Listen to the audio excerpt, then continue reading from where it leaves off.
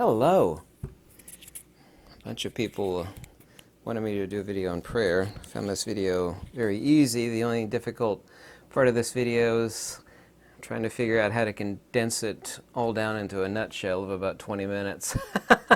There's like so many things, like I can talk about this and talk about that, and it's like, no, don't get like super deep on the topic.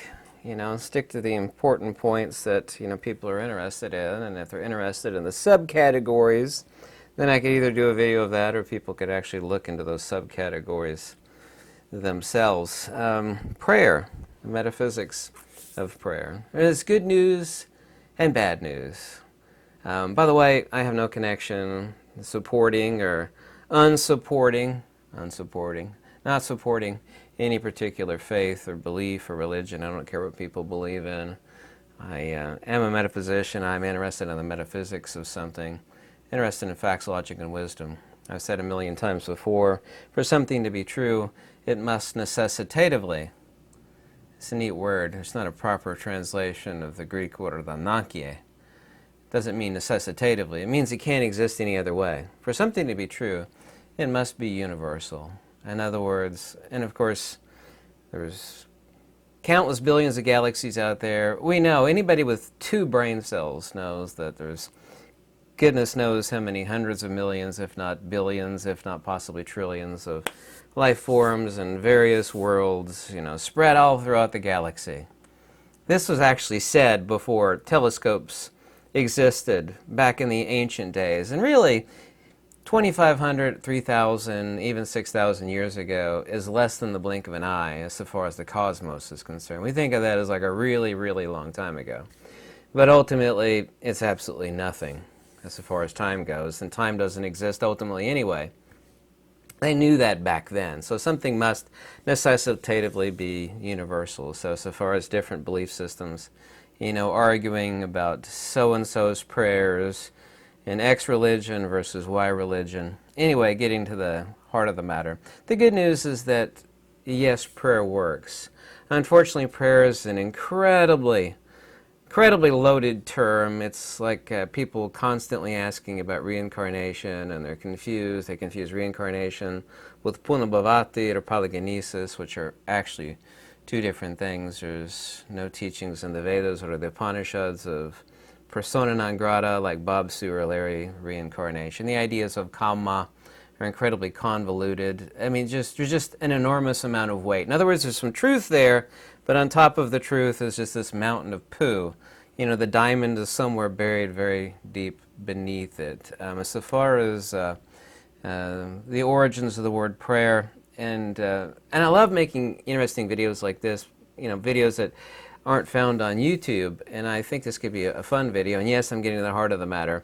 The point is that yes, prayer does work. Of course, what your idea of prayer is probably not, or may not be, I don't want to offend anybody, not very close to the original intent so far as the ancient days. Just because it's old doesn't mean it's accurate. I don't ever suffer that belief myself. It's like, well, that's the old stuff. But it's generally, the further back you go, the closer to the truth you generally get. But I don't, of course, believe that, it's old, therefore it's true, versus modern stuff, but that's generally accurate. So yes, prayer does work. The other side of it is, hopefully it doesn't, ruffle anybody's feathers, is that it's not original, or specific to any particular faith or belief. It existed far, far, far prior to any belief systems or things that we conventionally called religion. So I'd actually like to talk about ephye or prosephye, which is the Greek term for the word prayer, also to a couple other languages. And by the way, at the end of this video, I actually had a wordless, silent prayer that actually came true. And right before starting to make this video, ironically enough, I'll say that at the end here. Anyway, I'm not interested in word etymology, neither are you, but the word is prosephye. Pros means towards, the same as in ancient Pali too, by the way, in other languages. Pro, towards, or directed towards ephye. This has been translated as wish, Conventional English, it is taken, like King James Version and many other versions of the Bible, is translated, there's a helicopter going somewhere overhead, translated as vow or bond, but it means something metaphysically, something incredibly important, actually. It's a reference to natural order, but it means something infinitely more so than natural order. Natural order, of course, doesn't get to the root of actually describing ephie. I don't know if you want to look up the Greek word prosophie or ephie for wish, and wish is inaccurate. It's 98% of the time in English, it's translated as vow. You know, like you made your vow to your wife, and your wife made a vow. Yeah, vow is really, really a superficial word. There's a handful of about 50 words that are untranslatable, but they are still translated, like logos, prohodos, epistrophe, Ananke told me. There's these interesting Greek and ancient terms that are untranslatable, and translators pull their hair out trying to figure out how to translate them accurately. That might be why I have no hair. Not exactly. But, for example, prayer is a derivative of the Latin precare, which means to beg. And I'm not interested in word etymology, and I know you're not either. I'm actually quickly getting to the point here very closely, but I give you a context in ancient Pali, of which I'm a translator, as well as Koine Greek. So yes, prayer is real and it does work, but it is far, far prior, antecedent to any belief system, or certainly any religion. Yuchame, another word for prayer. In Pali, the word, whether it's Romanized Sanskrit or Romanized Pali, the word sadhu or satu, current connotation of the word sadhu means like a religious guru or a spiritual guru or an ascetic. You've actually seen these, scantily clothed ascetics that are called sadhus. But the word, when I go to the Pali and back to the Greek and English and get to the heart of the matter very quickly here, derivative of the word prakari, which means to beg. You know, like you're begging for somebody, like you're begging for your life, or you're begging for something else, and a lot of prayers are wrong. There's an old Christian saying that's probably universal to many religions, say, there's all prayers are heard, but not all prayers are answered, and we have to get to the heart of natural order here and what is being begged or sublimated to. And a lot of times you'll see prayer in ancient carvings, both Christian and pre-Christian and pre-Hebrew, where someone is on their knees, including ancient Egypt. I wanted to get into ancient Egyptian principles and terms for prayer, but I don't think I need to do that to express myself in this video regarding prayer. For example, Dhammaparana Pali of the Kudako no Kea, translate ancient Pali, is Chitasa Dhammato Satu. Satu we could translate as prayer, but it doesn't mean that. It's often translated as divine or auspicious, but Chitasa Dhammato Satu, meaning that the spirit or nous or mind, not conventional existential mind, that is tamed, channels the divine or the auspicious. So it's translated satu as divine or auspicious, but that's not what it means. There's no super perfect way to translate this little passage from Dhammaparana Pali 35, for example, and it's one of the most important as far as the context of the use of the word satu. It means satu is manifest, untranslatable, means it's auspicious. Well, yes, but that's not what it means. Chitasa dhammatu, the tamed or the sublimated spirit or nous, which is not full of itself, and that reflection you see in the mirror in your bathroom, it is sublimated to the absolute. When it is therefore tamed and sublimated, just as someone, is sublimated to somebody else, say they're higher up, their boss or the divine, they're sublimated when the spirit or nous is sublimated, chatasa dhammatu, then what is present is satu. The meaning of the spirit which has become proximal to natural order is channeling, is manifesting the divine. For example, in ancient Pali, as well in Advaita Vedanta and other texts, Upanishads, one would raise one's arm, or a kingly person or a guru would raise one arm towards up above, meaning the divine. It would just be one arm. Sometimes it would be two, but usually one arm is representation in like Amaravati carvings of ancient India, 4th century, 3rd century CE, BCE, excuse me. And they would say sadhu satu. For example, in the ancient Pali, reference to one of Gautama's disciples, i.e. Gautama Buddha, he would say sadhu sadu Shariputra. In other words, Shariputra had done something wise, or is channeling the wise, and this is untranslated. They'll translate it as amen, or auspicious, holy, but I mean, this is one of those unfortunate words that incredibly important, but untranslatable. So when Gautama is saying sadhu sadhu Shariputra, it means Shariputra is channeling the divine. He is, when I say clear, that has religious connotations towards a religion I'm not going to mention. In other words, he is channeling the divine. He is that which is most proximal to the absolute by following natural order. Now, we could actually translate sadhu or satu from Romanized Sanskrit or Pali as du meaning two, and sad meaning making one. So union of the one, or making one, having two or more things and making it one. In other words, the person is not separate. This person is egomaniacal. He represents his Bob Sewer. He's worried about his fortunes and his fates. Rather, he has made himself one with natural order. You could say the divine. I don't care what you say.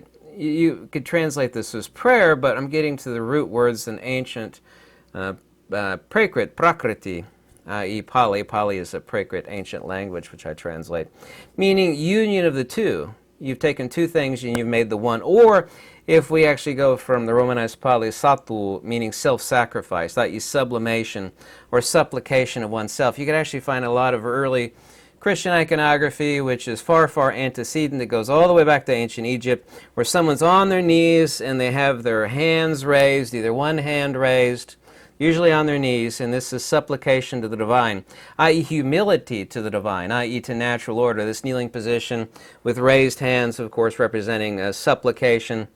In classical antiquity, this is actually inaccurate when it says classical antiquity that I just read there. It's actually far more ancient than that. The oldest carvings we have from ancient Egypt, on their knees, and this is actually usually mistranslated by Egyptologists, which are academicians and not really that smart, as someone, giving praise to their superior, or, to a holy or godlike figure, and that's not the case. It means they're sublimating themselves to that which is superior to themselves. In other words, they've sacrificed the existential self and they're trying to channel. Channeling, of course, is a wrong word. Sublimation to the divine. This word for prayer or supplication is the same in many languages. Oratatio, prosephia. Prosephia, of course, is pro towards ephye, a wish towards, directed towards natural order of the divine. There's many different. I don't want to use the word mudra. Most people don't know what a mudra is, and I have no connection to the Tibetan stuff at all. And hands together is so commonly seen in Christian iconography, as well as, actually it's all over the Sanchi Top of ancient India, 4th century BCE, as well as the Amaravati carvings, which are ancient. Hands held together. Now, superficially, it sounds ridiculous to say embracing counter space, but you're talking about you yourself are directed towards the divine, that which human beings reach out and grab for as far as their materialism and superficiality. They're actually embracing the divine, the sublimated divine or natural order. Of course, there's nothing here between one's hands. People are so used to seeing this in their life, in paintings and carvings, even from ancient days, whether it be Christian or otherwise, ancient Egyptian, ancient India. You're actually sublimating yourself, not grasping towards, but you're sublimating yourself towards this, which is above, below, underneath, form and phenomena. With hands raised, usually typically on one's knees, both ancient Egyptian, Christian, and other religions. Sublimation or supplicating oneself the divine. You yourself acknowledge that you are below it, a servant to it, and you wish to manifest natural order to that which is above you, your creator. And whether people think that creator is some sort of, a sentient individual, I have no connection to any of that stuff, because that's religion, which is secularized metaphysics. But whatever people believe, I could care less. but the metaphysics of prayer. I want it to be, you know, neutral as far as expressing that in this video, even though I have no connection to it. One hand raised, as in the case of, this is something that's done in ancient times. It's very common then, both in carvings and mentions. You really don't see it much anymore. Or a person, a guru, a genuine guru, or a leader. In ancient Pali, for example, they go sadhu, sadhu, insert name. You know, sadhu, sadhu means that you are manifesting, you know, it's great praise, but it is untranslatable. It means you're supplicating yourself to the divine, and therefore you are manifesting the divine. You yourself are not that, but you're acting like a lens through which the divine is manifest. Efye, or prayer, usually translated in the New King James Version of the Bible and other translations in English of the Bible. It's translated vow or bond. What it means is union with. And by union with, this is no different than referencing self-proximity to. When one sublimates oneself, you are trying to bring that which is above you, beyond you, between all form and phenomena in closer proximity to you. This is what people see as prayer, and it is usually done wrong. You know, this is really undeniable, whatever you believe in, one way or another. Most prayers are, and I hate to say this, not going to upset anybody, are wrong. You know, people want things. They're, you know, they engage in words and rituals, and I have nothing to do with rituals, by the way. And they're comforting to the people that say them, but they're 9 times out of 10, I don't know, you pick, 5 times out of 10, people are wanting things. It's called wish, which is an incorrect translation regarding efye, wanting things rather than the things that they actually need. It's a desire against the divine, such as long life and riches, or trying to cheat or go against natural order. I mean, if the prayer, and prayer is a wrong word, it's self-sublimation to the divine or to the absolute. You can take your pick. A genuine prayer. Then this is a valid prayer. And it is, of course, valid to want health and happiness for others, and say, you know, your so-and-so got into a train wreck or whatever, car wreck, and, you know, you wish them the best, and of course, well, my prayers weren't answered. And then, of course, you don't want to pick anybody's prayers apart. It's like, well, was it a valid prayer? You know, all prayers are heard, but not all prayers are answered. People would ask me the question, do I do same? I don't agree with the word prayer in its religious connotations, which are not connected to the original. Efye doesn't mean vow, it doesn't mean prayer, it means sublimation of oneself, i.e. the existential persona non grata, to that which is transcendent, meaning you are in desire, a wholesome desire. Wholesome desires are union with the One and wisdom. Everything else is an unwholesome desire. Kusalatana versus akusalatana. Unwholesome desire, which can never be fulfilled because it's, of course, a bottomless pit. Bottomless pit of any kind of desire is bottomless. You can never fill it, versus a wholesome desire. Kusalatana. That's Pali. Because it can be fulfilled. Wisdom can be fulfilled. Self-proximity can be fulfilled. Union, once again, in the Pali is extremely accurate as far as understanding the metaphysical principles of prayer, which is really a kind of a silly word, meaning making one out of something that is two. When you've separated yourself out from it, you know, this is the opposite of prayer. And I ask you to think of a term that is opposite to prayer. I'm not going to give you the answer. I'll let you figure out, what do you think the opposite of prayer is? Now that we know what the term prayer is, wouldn't that be self-importance, materialism? You know, the list goes on and on. It is inverse to wanting or union of yourself with the divine. By the way, since water is an antenna and people get inspired, including myself, when immersed in water, you know, and I know all sorts of stuff, endless amounts of stuff about antenna design, and water, of course, is the antenna of life. When people actually reach out their hands like this and make themselves a yagi, make their body literally a yagi antenna, it's like, is this person doing prayer, or are they actually acting like a spiritual antenna? Spiritual, of course, is kind of inappropriate. Metaphysical antenna. You know, they're extending out the water. Interestingly enough, when one's hands are extended like this, it is the exact same geometry or arch form as water itself, and also too the Pythagorean 108, 36, 36 degree. That's another matter. I go deep down that rabbit hole. I don't think anybody wants me to do that. I'm trying to keep this video simple. But yeah, you have generically, even though there's more than that, you know, the hands together. Think about the hands together. I mean, people really don't think about that. Well, I put my hands together in praise of so-and-so.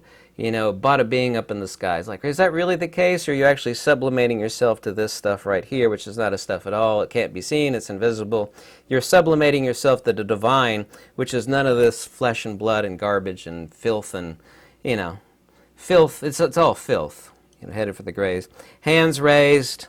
Sublimation. This is ephye, the Greek word ephye. It's not vow. It's not bond. It's not prayer. It's union with and self-sublimation against this self towards the transcendent. Actually, I spent $76 on groceries today. I get extremely very few donations because everybody's broke, by the way. I made a silent word prayer is wrong. I haven't had like a donation in quite a while. They'd be like, you know, wonderful, appreciated, like $2 and $5. I've had like maybe $25 in donations over the past week and a half. About $25 past week, about a week. I spent exactly $76. If I'm lying, I'm dying. I made a silent prayer because I'm really tight for money because I've had so many bills and the IRS got me. I made a silent, wordless prayer, and prayer is the wrong word. The word is sadhu I use, or ephye. You know, for the fact that, oh God, I just spent all that money on food, you know, and I'm going to make a video. I kid you not, right before making this video, I got 2 donations, one immediately after the other, goes bing, bing on my phone, to the exact same amount as what I spent at the grocery store. You know, if I'm lying, I'm dying. That actually did happen. It's like I haven't had, you know, more than like a $5 donation in many, many days, which is fine. Appreciative $2. I don't care. Very appreciative of any of it. And they both came together. One was for $50, and the other one was for $26. It's the exact same amount I spent at the grocery. It goes ding, ding, like 10 minutes before making this video. Maybe I should or should not have said that, but at least it was true. If I'm lying, may I be struck down dead. Totally true. But prayers are real. Prayers do work. I hope it doesn't upset you, the fact that they're far more ancient than any religious belief system at all of any kind. And there is a hardcore, genuine metaphysics, and it's logical behind ephye or sadhu or satu. Pick your language, doesn't make any difference. I didn't want to use the Hebrew word and introduce too much into this video. I try to want to keep it simple and streamlined. I think I've accomplished that. I hope I have. Thank you very much for watching. See, I put my hands together like this. So now I hope you have an idea what this actually means. You know, you're sublimating yourself to this stuff right here, which is not stuff at all. Can't be seen, can't be measured, can't be felt, but it is the divine transcendent. It's union with. Ephye should be union or oneing. Oneing isn't really a word. It's a metaphysical term. Oneing, making one out of 2 or more things. Oneing. I hope I explained that to, you know, a sufficient level without getting too complicated and too verbose. If you ever want to contact me, my email's in the description below. Any donations are always warmly welcome. It's also too in the description below. I have tons of free texts below in my descriptions. They're always there in the descriptions. Thank you so much for watching. Lux Everetas.